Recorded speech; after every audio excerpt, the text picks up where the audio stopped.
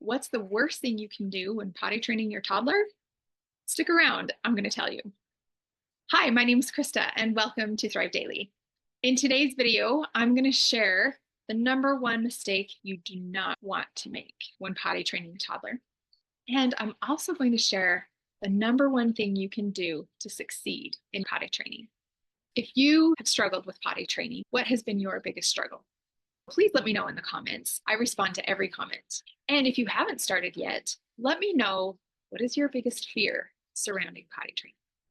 Mine was definitely how long it was going to take and how hard it was going to be.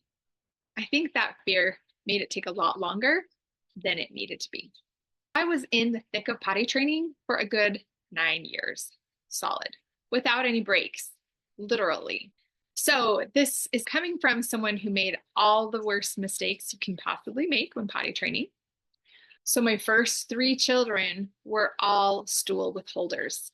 Many of you mothers may face this also. It's called encopresis, where they get a lot of poop stuck in their colon and then it leaks out in their underwear and it's just miserable. It is the worst. And because this was such a challenge at our house, I wanted to do everything I could with the next child to prevent the same challenges.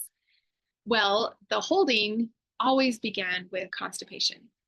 And it was so hard to watch my little baby struggle to get it out and cry. I hated it. I felt this insane amount of pressure to solve this problem for my children.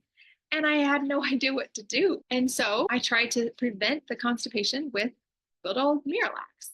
When my third child started exhibiting signs of constipation when she was only 6 months old, I started right away. I put her on Miralax daily.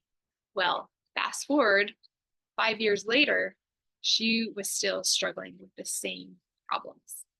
The Miralax hadn't done anything to solve her problem or make it easier in any way. In fact, I think it made it worse. I think she probably struggled more than any of my other children. And so with child number 4, I knew I needed a different strategy. I knew that Miralax wasn't the answer to my problems. And when my youngest was about 1 year old, my son was standing in our family room, just in his diaper, and he was severely constipated. I wanted to go to him with this energy of, oh, I'm so sorry you have to do this. This shouldn't happen. I need to take this away from you. This is not okay. But instead, I went to him with an energy of, you can do this. I'm right here for you. And I'm so sorry that this is hurting, but it's not going to hurt you. Your body is strong enough to handle this. Your body is capable of doing this hard thing. And I'm going to wait right here with you until this is over. And after a few short minutes, he was finally able to push it out. It was hard and it hurt, but after it was over, we celebrated. It turned everything around for us. And he never took a dose of Miralax in his life, still hasn't to this day, because he has never needed it. He learned that day that he can do hard things. That yes, it was hard. Yes, it might hurt, but he could succeed in the end.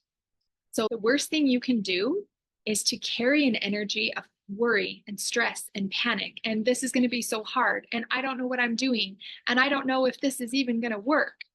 That's the worst thing you can do, because your children will feed off that energy and they will believe it. They'll take on that energy themselves because they are so sensitive to it.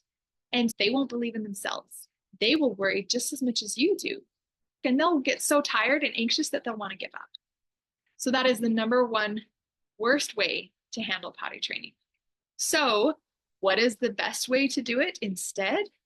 The best thing you can do is to go into it with full faith and confidence in yourself and in your children. And to carry an energy of, you can do this. You're strong enough. No matter how hard it is, no matter how bad it hurts, you are built to do this. And in order for them to feel that from you, you really need to feel that. So if you're not feeling faith and confidence, then my advice to you is to work through some of that emotion so that you don't pass it on to them, because that will kill your potty training efforts faster than almost anything else. I guarantee it. So I really hope you've taken something from this video. If you know someone who's in the throes of potty training right now, go ahead and share this with them. And if you'd like more videos like this, go ahead and subscribe. And to learn more about how to thrive daily as a mother, check out mycorenourishment.com and have a wonderful day.